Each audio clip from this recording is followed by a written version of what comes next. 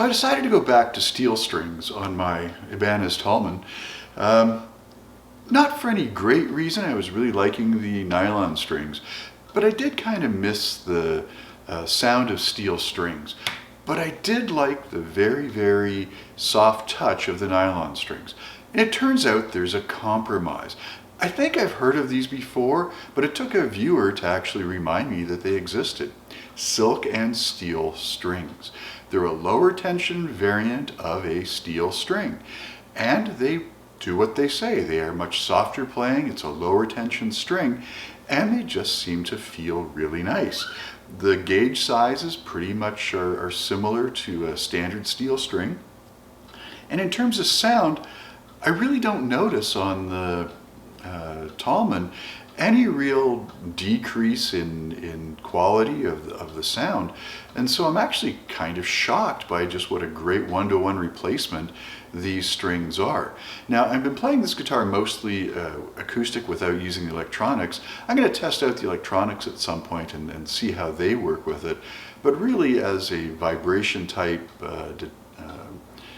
pickup on these guitars, I don't expect much difference to come in. They worked great with the nylon strings. I can't see why they wouldn't work great with our new silk and steel strings. Now, people do say, and I've been fishing around on the internet, that the silk and steel strings wear out quicker. And this might be true. I'm going to show you the strings that I used. They are Ernie Ball's variant on them. I'll put the package up so you can see what I actually put on.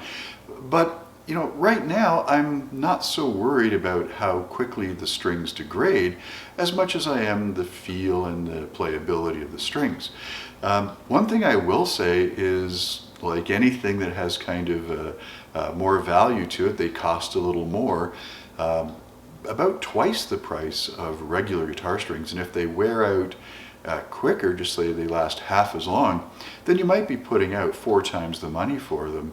And I think even if that's true, this seems like a pretty good deal. I have to kind of say I enjoy the lighter touch on this guitar.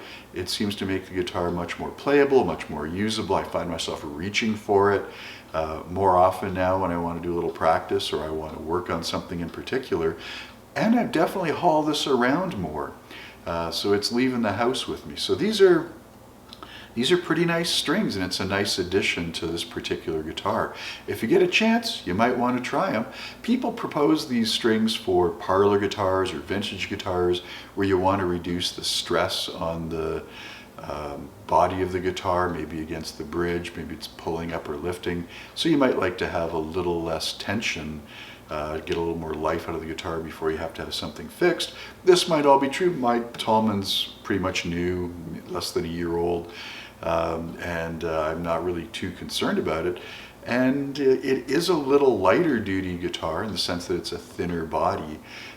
So it might be a little bit closer to a parlor guitar if you kind of accept those ideas.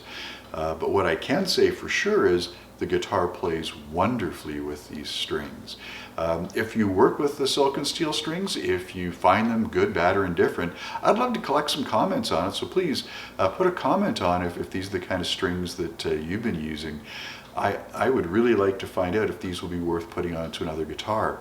Now, I'm not just an Ernie Ball fan. I bought some Diodaria ones, and I'm really thinking seriously about putting them on my Taylor and seeing how my Taylor likes the silk and steel strings. So stay tuned if you're kind of interested in seeing how that comes out.